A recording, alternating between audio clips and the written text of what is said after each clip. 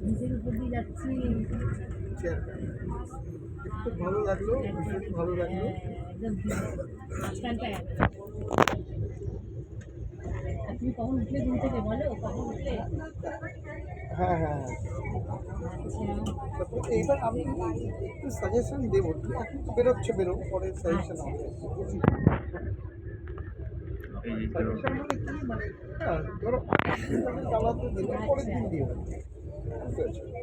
এরপরে কি হয়, তোমার নাম্বার অফ আলু চাষ করা যাবে না? প্ল্যান করে নেবে যে আমাদের টোটাল একটু আগের দিন আছে, যত অনুসংখ্যক রাখা যায় তুমি মোটামুটি।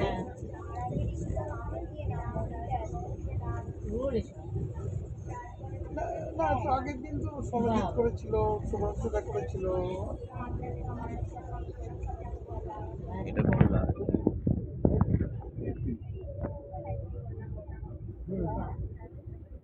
হ্যাঁ এই গেটগুলো খোলা আছে, খোলা আছে।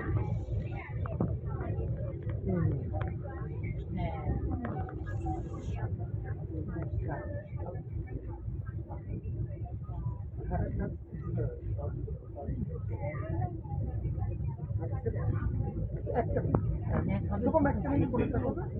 আচ্ছা, 37 আর 44টা আমাদের আছে, ওর আছে 43।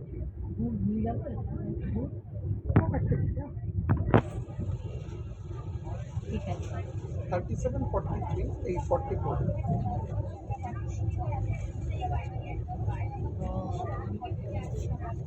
হ্যাঁ, শুভম আচ্ছা, রোদ উঠছে?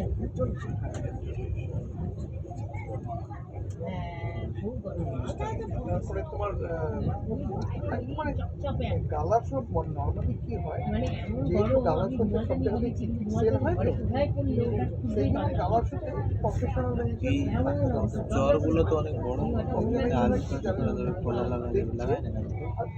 12 মাস তো জল থাকে। দুজনের মধ্যে চরগুলো 6 জনই তোমার সেম প্রোডাক্ট, সেম ধরনের ছাতা, তারপরে তোমার এই সমস্ত রকম চল। কালকে কিন্তু আমি জানি না এরকম খোলা করে সকাল না, আগে কিন্তু এসলারের প্রেজেন্টেশন ছিল বেস্ট না। হ্যালো, তুমি যতগুলো বডিডোর বার করছে সবগুলো দেখা যায়, যেহেতু ধরো একদম ফাইন ফাইন।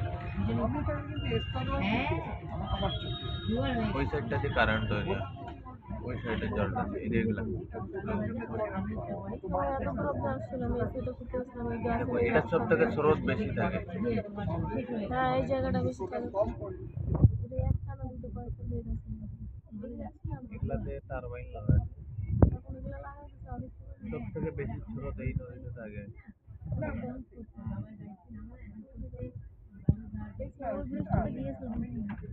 হয়ে যাবো স্রোতটা কি ওই নদীতে, এটাতে সাঁতার কাটা যাবে না, দেখছো উতাল পাতাল দিয়ে।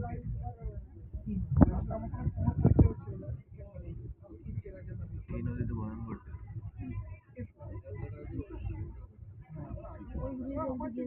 এটা মানে এটা করানো হয়েছে ক্যানেলটা, ছিল না।